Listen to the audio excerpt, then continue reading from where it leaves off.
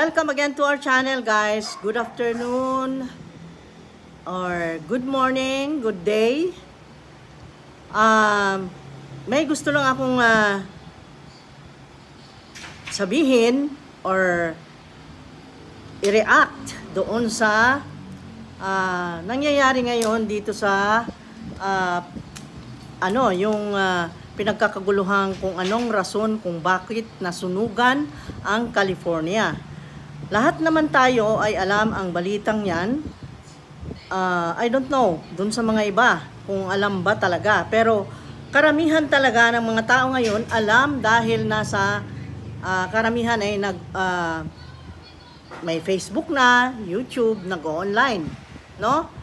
May mga updates. So ang masasabi ko po doon sa nakita ko at napanood ko at narinig ko. Alright, cast and crew are leading the way with 11 mentions. Moms are holding strong with 3 shoutouts. God, creator of the universe, 0 mentions. And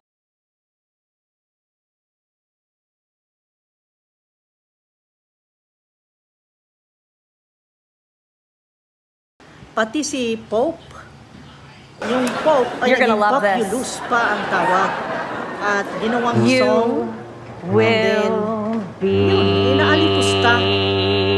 Popular, you're gonna be popular. I'll teach you some Catholic prayers. Oh, sorry, what?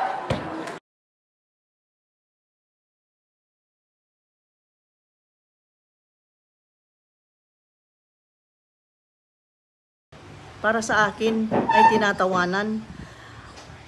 Maganda bang tawanan ang mga ganyang bagay? Kasi para sa akin po, kung halimbawa man na ikaw ay di ka mag-believe na my God, or di ka believe na may Pope na dapat irespeto, para sa akin ang reaksyon ko, ang masasabi ko, ay wala tayong right na pagtawanan. Konting respeto naman. Kung halimbawa antikristo ka, hindi ka naniniwala kay Jesus Christ, para ano at tawanan mo? Makadagdag ba ng pagkaganda or makadagdag ba sa paganda ng iyong life? Makakapagpasaya ba sa iyo, sa pamilya mo? Makapagpaasenso ba sa iyo? May magagawa bang kabutihan sa iyo ang alipustahin ang mga subjects na nasabi ko? Lalong-lalo na sa ating God. Oo, ako talagang may strong faith ako kay God. Kaya medyo masakit sa akin. Pero ang sa akin lang, kahit pa hindi ko religion, wala akong right na mag-judge or tumawa or alipustahin sila kung anuman ang belief meron sila. Dahil dapat po irespeto. Dahil wala naman wala namang magagawa sa iyo. Ano bang maidagdag sa iyo nun? Ano bang magandang maibigay sa iyo nun? Kung tawanan mo siya, sisikat ka ba? Magkakaroon ka ba ng kayamanan? Ano bang betterment na magawa sa iyo sa buhay mo? Bakit mo aalipustahin ang Diyos o kung sino man ang leader sa religion? Kahit pa sino dyan, kahit na hindi Catholic, kahit ano, wala kang right na alipustahin or disrespect or gawing katatawanan. Napakasama po nang nakita ko sa napanood ko. Makikita nyo ngayon dito. At strong with 3 shoutouts. Dito sa video, God, creator of the universe, 0 mentions. Kayo kaya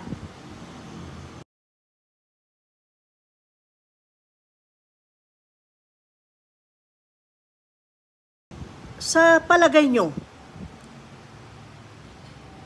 sa lahat ng tao dito sa mundo, may kanya-kanyang belief Meron ding meron din belief na atheist, na yung walang Diyos. To see is to believe ang kanilang ang kanilang basehan. Pero sa akin lang, huwag naman ganun na alipustahin kung sino yung nirirespeto ng iba at yun ang talagang pinananampalatayanan nila na katulad ko.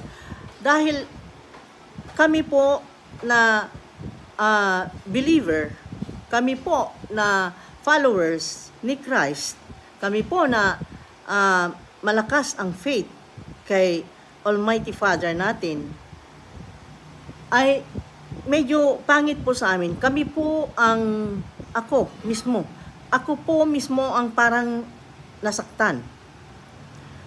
Kaya, itong nangyari doon sa napabalitang sunog sa California, parang sabihin man natin coincidence, pero parang act of God para sa akin. Kasi, obviously, pagkatapos noong awards night,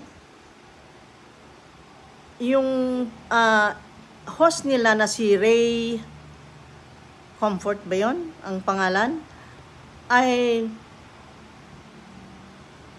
gano'n ang nangyari. Nangyari yung gano'n na yung flame na galing sa taas, nakuhanan ng isang pilot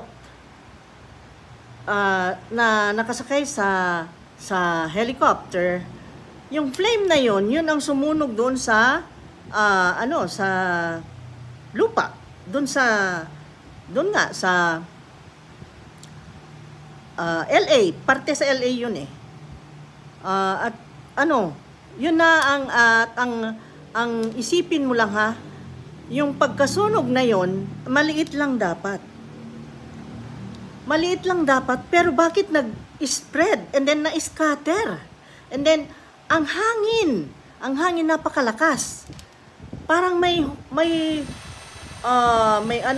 nagbo-blow, binoblow niya yung flame para lalo pang lumaki at lumakas.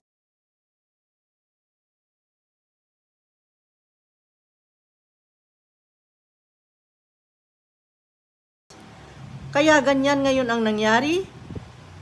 To this date, na today is January 13, from nag-start yan ng fire January, if I'm not mistaken, January 6 ata. Ay, Diyos ko, grabe. Grabe ang nangyari dahil napakabilis ng spread ng apoy. May mga namatay, pati fireman namatay, ang mga celebrities na ang mga mansion nila, mga bahay nila, mga properties nila ay nagkakahalaga ng grabeng pagkalalaking amounts, guys. Meron yung bahay na minention nila na worth $45 million. May mga ang lalaking amounts, may 80 plus thousands of dollars. Ay, Diyos ko, grabe. At ang daming nakakaawang families na makita natin sa balita.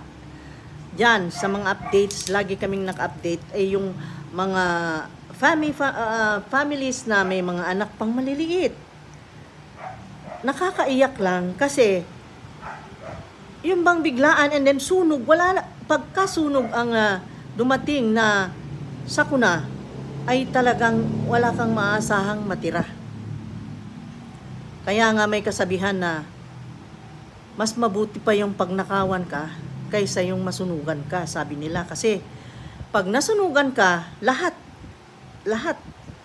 mawala lahat. Buti na lang yung mga pamilyang yung nakita namin sa balita, nakaalis naman sila bago na maubos yung kanilang bahay, at least sila'y buhay, no?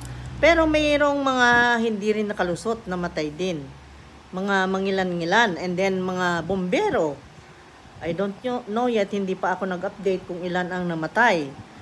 But sa akin lang, Diyos ko, grabe talaga yung makita mo sa balita, yung para ng yung flame na lahat, tapos yung pinaka lupa ay naging charcoal, naging yung parang anong tawag dito, naging nagbabagang na parang yung lutuan ng lechon, lutuan ng my God, lahat, kisap. Biro mo yan, doon sa Hollywood, yan kasi, nakapasyal kami dyan. Ang ganda-ganda dyan, na-enjoy pa namin na masyal noon. May, sa pangalan nito, doon sa may tabing dagat, pati doon, hanggang doon, ang laki-laki ng sunog. Bakit hindi maapula? Ang dami ng tumulong. Kahit nga Canada, nagpadala na ng mga tulong na para maapula yung apoy na yan. Marami, iba pang countries, marami silang tumulong. Ay, hindi maapula kasi yun nga, yung hangin. Kung bakit parang sadyang pinapalaki. And then, ang nakakatakot pa, today, this morning, na-update ako, nandyan sa, nakalagay sa balita na, tomorrow, today is Monday, tomorrow, doon ay linggo ngayon doon eh. Today is Monday dito sa amin, sa Philippines.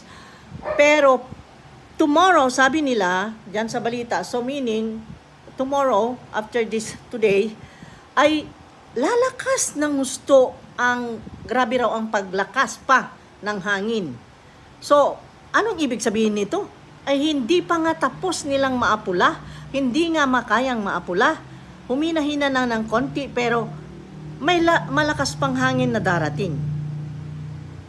Kaya parang para sa akin, parang aksyon ito na parang ipinapakita ng God na nasaktan siya sa ginagawa ng mga tao dyan sa parteng yan. Lalong-lalo na sa Hollywood. Yung Hollywood movie stars, yung Hollywood yung event na yon ng Hollywood yung title niya? Globe. I forgot. Doon ang daming mga ang artistang ang sisikat. At yun nga nagsalita yung host, at least ma-insert naman dito, makita nyo. Ayun bang ganun na zero daw? Kasi ang nakalagay, ang sinabi niya is, yun ang sa narinig ko, sabi niya, Moms are holding strong with 3 shout-outs. Shout-outs. God, creator of the universe, zero mentions. Kay God.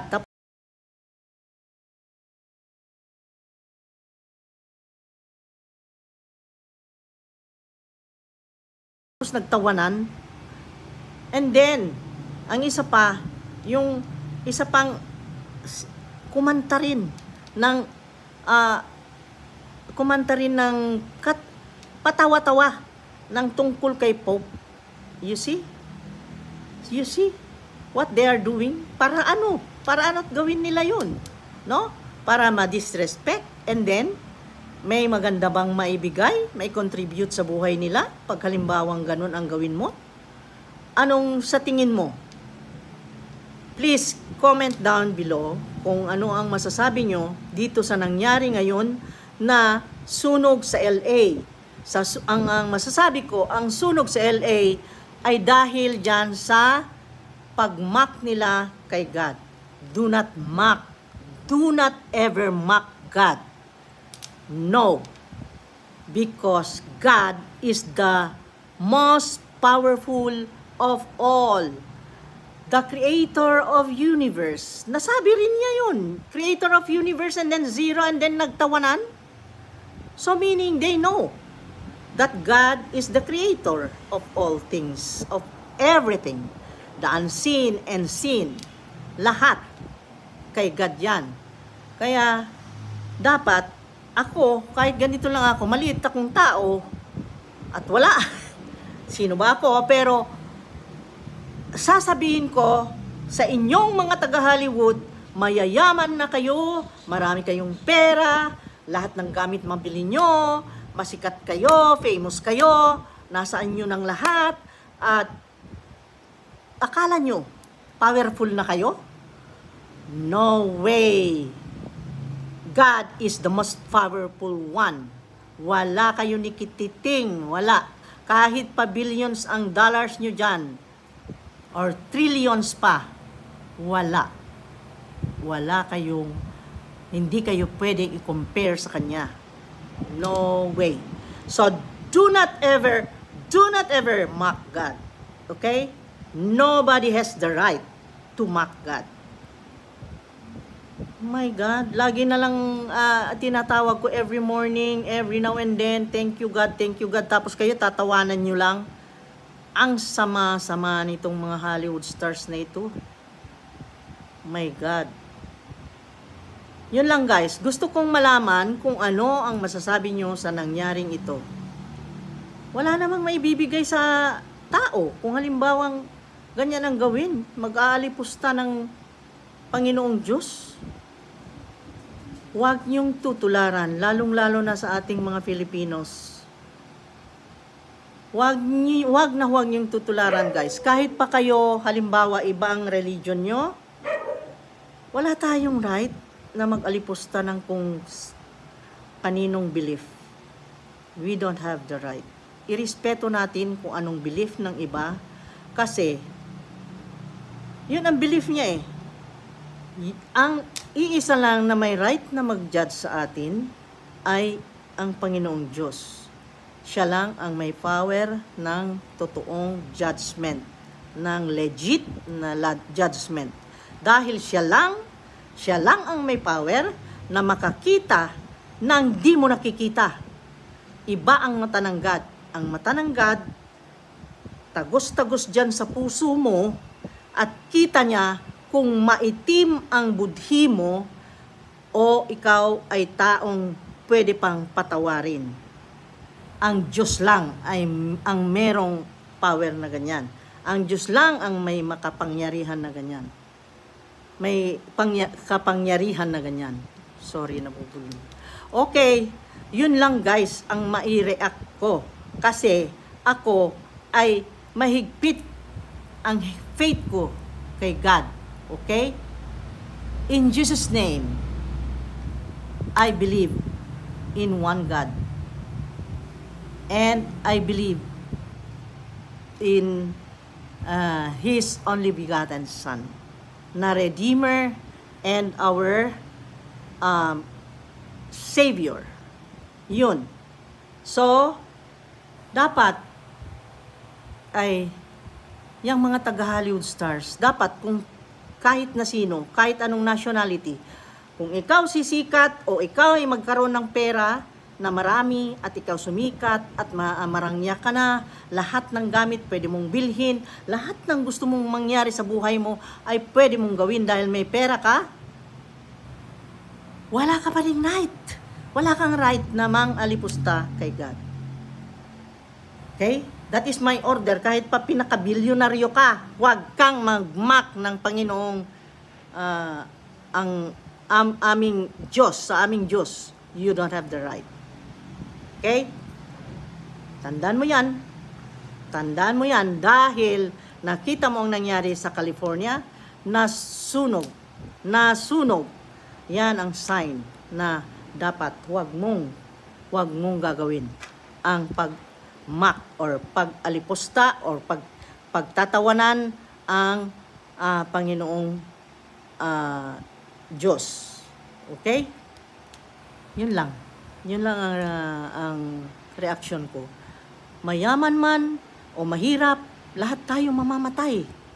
Mayaman man o mahirap, lahat tayo ay nasasaktan. Mayaman man o mahirap, lahat tayo ay anak ng Diyos. We are created by God. Maniwala ka man sa hindi, yun ang belief ko. Yun lang. Thank you. Okay? Tandaan mo yung sinabi ko. Tandaan mo. In Jesus' name. Have faith. Have faith. God is a living God. God is a jealous God. Baka hindi nyo alam. God is there, everywhere. Iba ang power niya, kaya huwag nyong susubukan. Thank you. Bye-bye.